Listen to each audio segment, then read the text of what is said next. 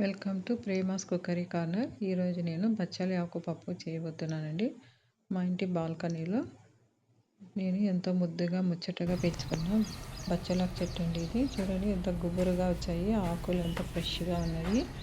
ఈరోజు దీంతో నేను ఒక మంచి పప్పు చేయబోతున్నాను.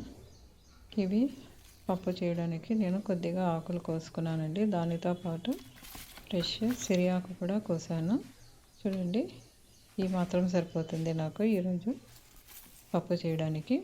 పప్పు ఫుల్ రెసిపీ ఇంకొక రోజు నేను వేరే వీడియోలో అప్లోడ్ చేస్తాను. ఈరోజు నేను ఈ బచ్చలాకు చెట్టు చూపించడానికి ఈ వీడియో చేశానండి.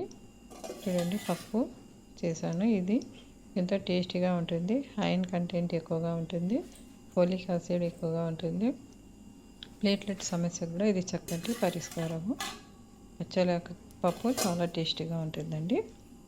ఇది మా ఇంటి బాల్కనీలో నేను పెంచుకున్న ఒక ఫ్యాన్సీ ఫ్లవర్స్ అండి. టేబుల్ రోజ్, ఇది ఇంకోటి ఫ్యాన్సీ ఫ్లవరు. ఫ్లవర్ పేరు నాకు తెలియదు, కానీ రెండు ఒకే పాట్లో పెట్టాను. చాలా గుబురుగా వచ్చి చెట్టు నిండా పువ్వులు విరగబూస్తున్నాయి. చూడడానికి అందంగా ఉందండి.